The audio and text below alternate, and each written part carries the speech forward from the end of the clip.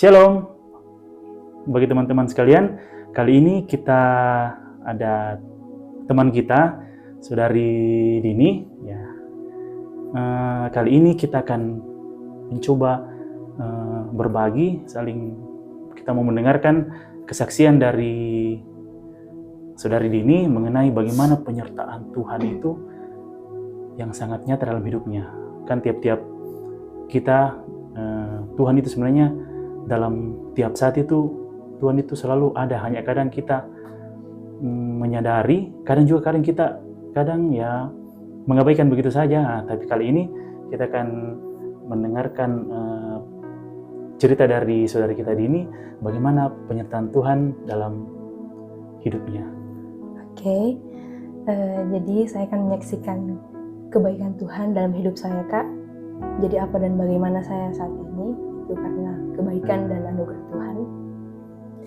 Jadi tahun 2020 saya lulus SMA, saya sempat daftar Poluan, tapi karena itu hari kan corona, Kak, jadi tes Poluan itu diundur-undur sampai hampir bertabrakan dengan tes IPDN.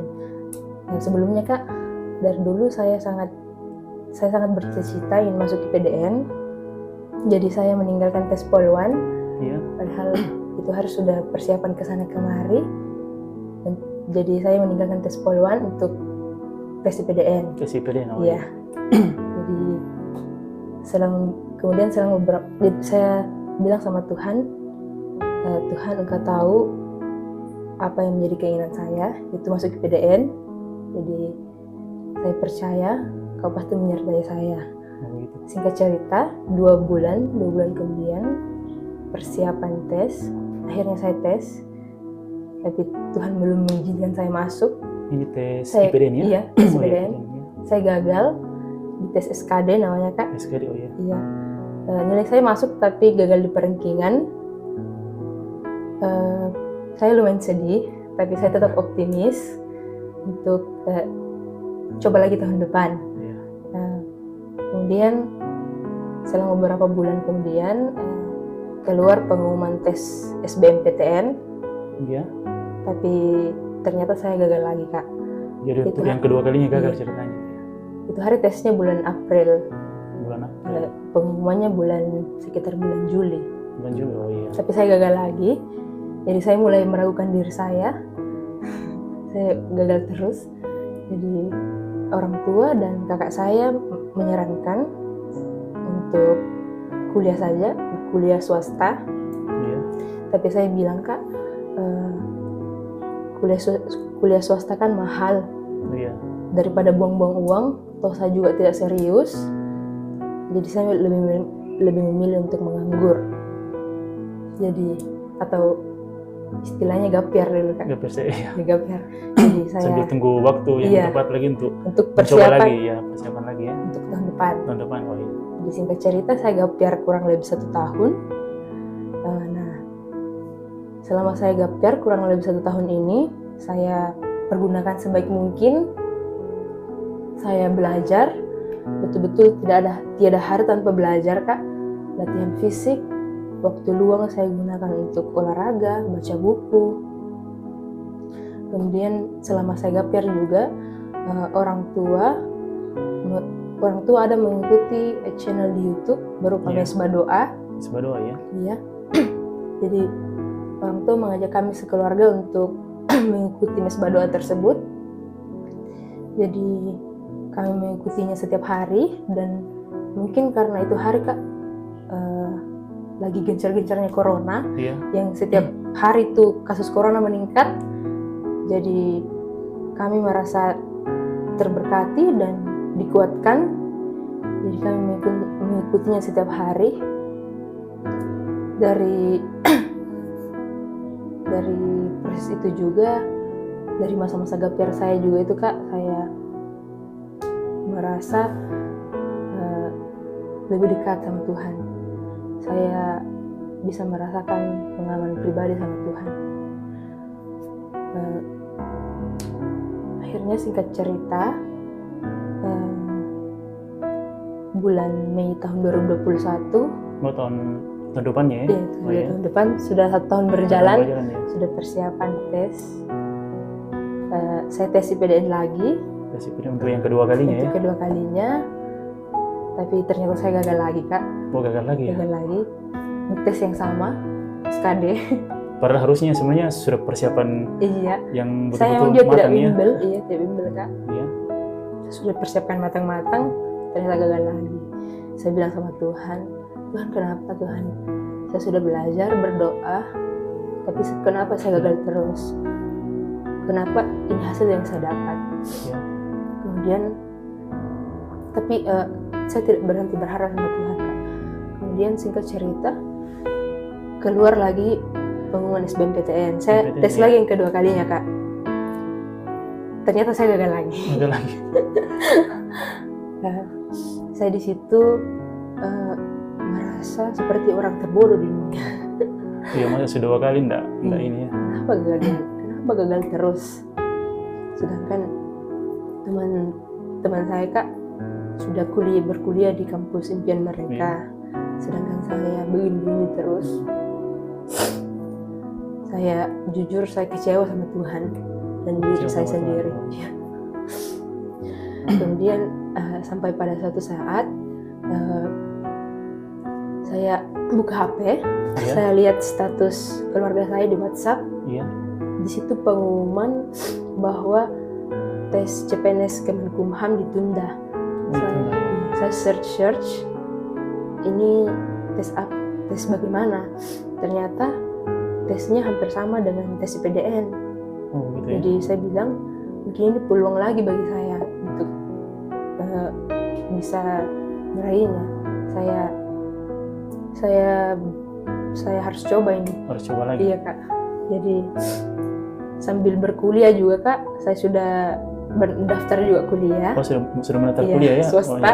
Itu hari di Panegara di Makassar. Sambil kuliah, sambil persiapan tes CPNS. Ini Kemenkumham. Iya. Saya mau coba, Kak. Saya search juga. Ini kerjanya apa? Ternyata kerjanya di bandara dan di penjara. Saya sempat kaget. Dan ternyata pada saat itu yang buka peluang terbanyak penjaga tahanan yang kerja di penjara. Jadi tapi saya abaikan itu, saya fokus pada tesnya. Kemudian singkat cerita, sampai pada suatu saat menjelang tes, kami sekeluarga berdoa lagi, ibadah setiap malam, Kak. Saya penyembahan, saya disadarkan sama Tuhan. Ternyata selama ini saya tes, Kak, saya memang belajar dan berdoa. Tapi satu hal yang saya lupa, yaitu berserah. Saya mengandalkan diri saya sendiri.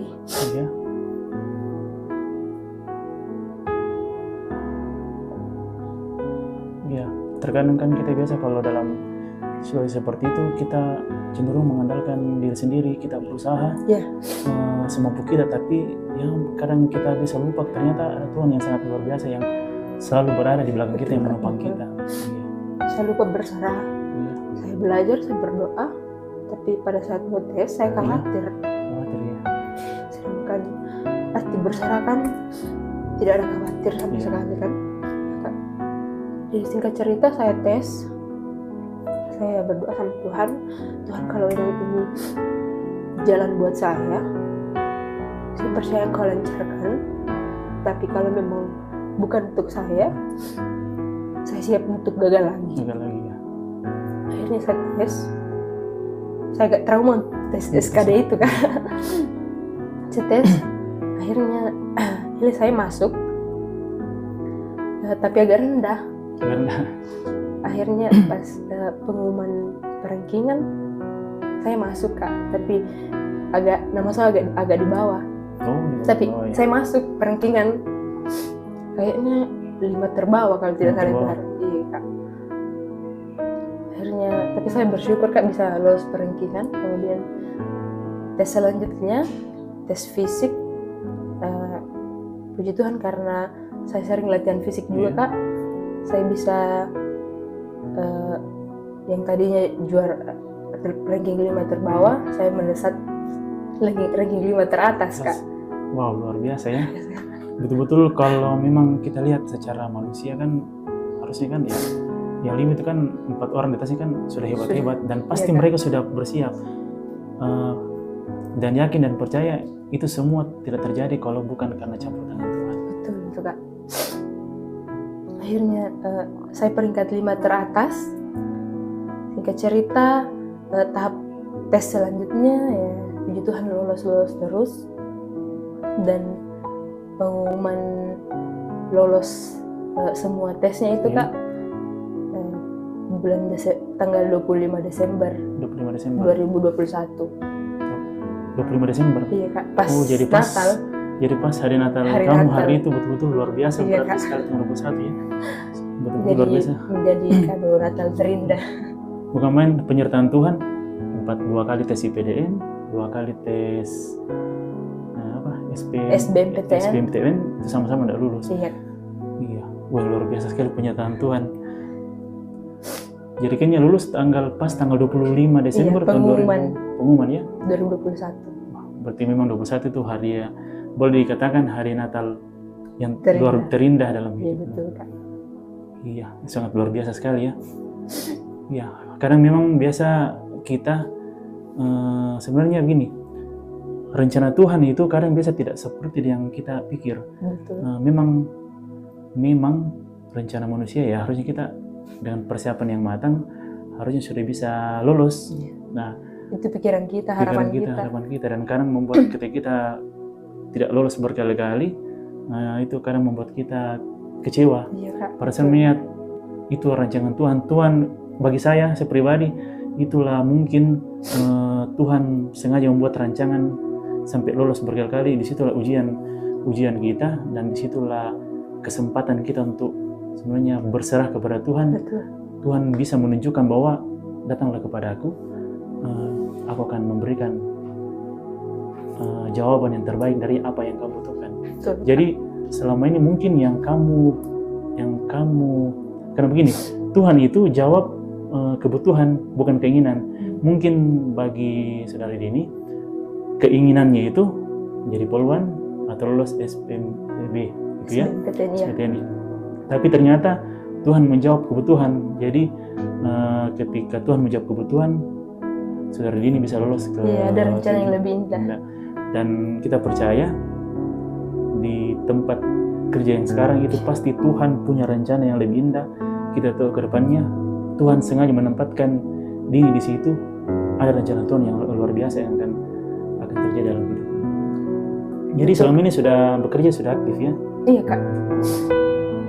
Sungguh luar biasa lah. Ada yang mau disampaikan penyampaian ke teman-teman sekalian yang menonton, bagaimana itu penyertaan Tuhan yang sangat luar biasa?